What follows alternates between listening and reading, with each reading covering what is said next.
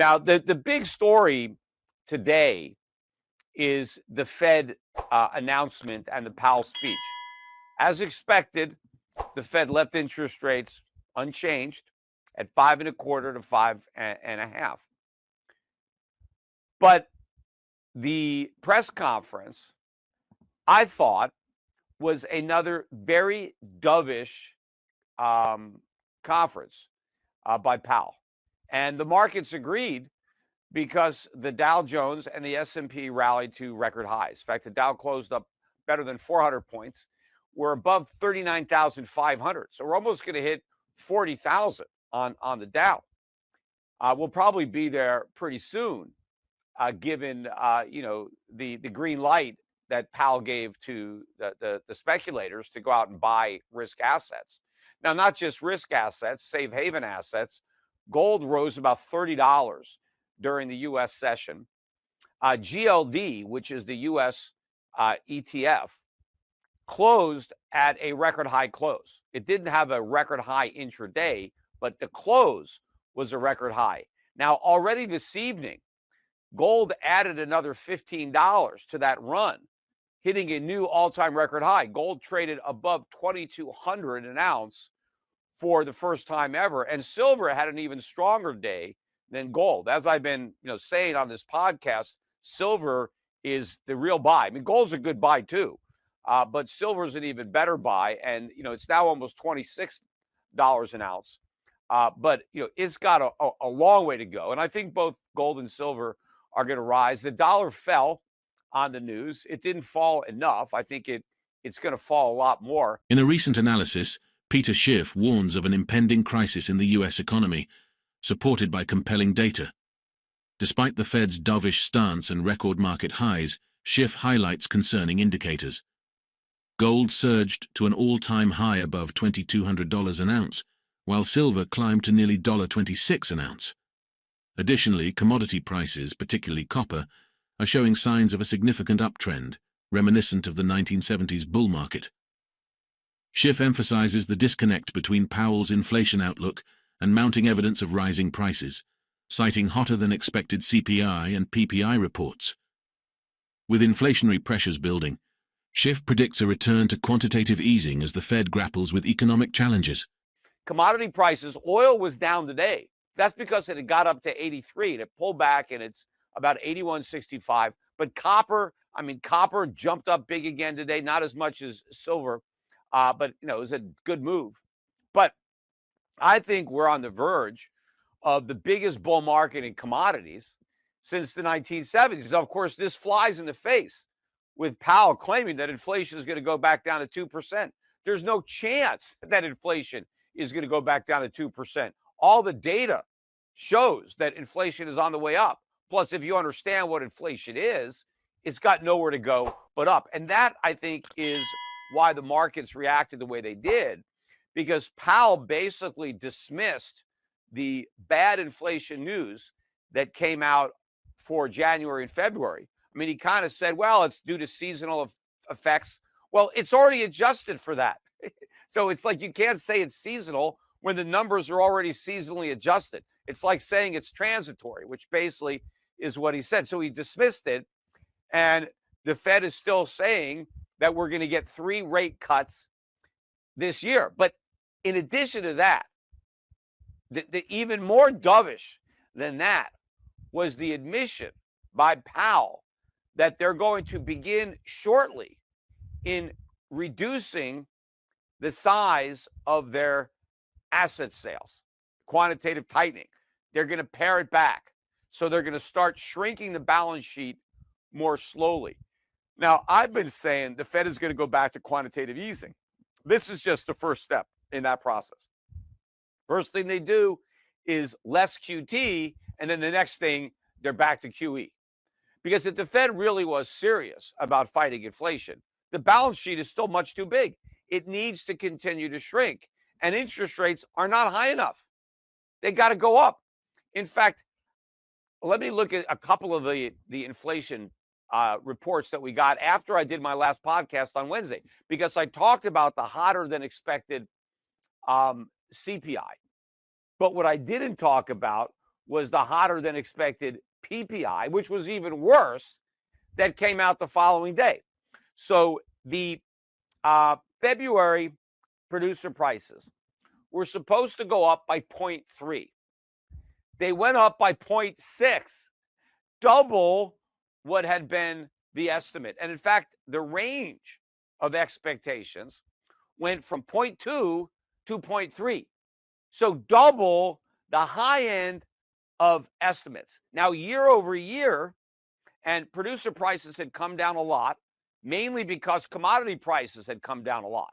Well, they're not going down anymore. They're about to explode.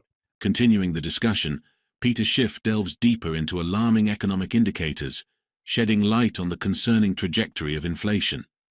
Despite Powell's assertions of downward pressure on inflation, Schiff points to surging producer prices and record-high budget deficits as evidence of the looming crisis.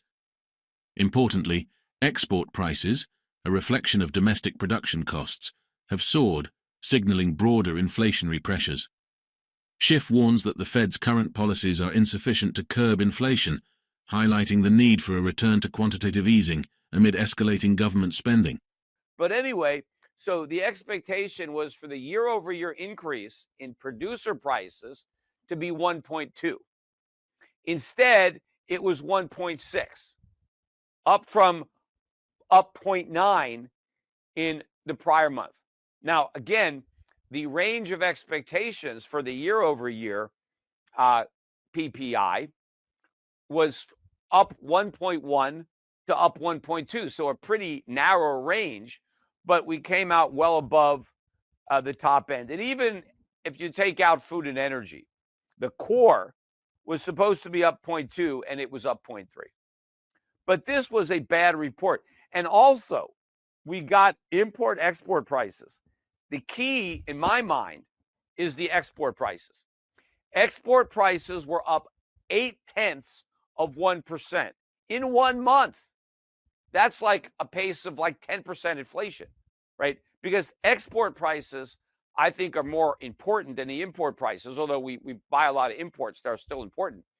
But to kind of show what's going on with domestic prices, because the export products, this is the stuff we make here, right? So the cost of our exports is going to reflect the production costs that are rising. And the prior month, January, export prices were initially reported as up 0.8. They revised that to up 0.9. And then February was up another 0.8, back to back. Big increases in the price of the stuff that we are producing here in the United States. So all of this, bodes ill for anybody who is expecting lower inflation. In fact, also, we got last week, and I didn't mention it on the last podcast, but I meant to. The February budget deficit came out, and the government reported almost a 13% increase in the deficit from the prior year. And in fact, the deficit in February was the biggest deficit in any February in history, with the sole exception of February of 2021. Now, what was going on in February of 2021? The COVID stimulus checks, and so outside of this crazy year of COVID, we just had the biggest February deficit in our history, and we're supposedly in a booming economy. Everybody who talks about the economy talks about how strong it is. I was listening to Jeremy Siegel, was on CNBC today, talking about our booming economy, our strong economy, and everybody agrees we've got this really strong economy. Well, why do we have record high deficits? If the economy is so strong, where are all the tax revenues that this strong economy is supposed to be generating? Why are so many people getting government checks? And also, the amount of money the government spent in February of 2024 is 50% more than it spent in February of 2020, which was right before COVID started.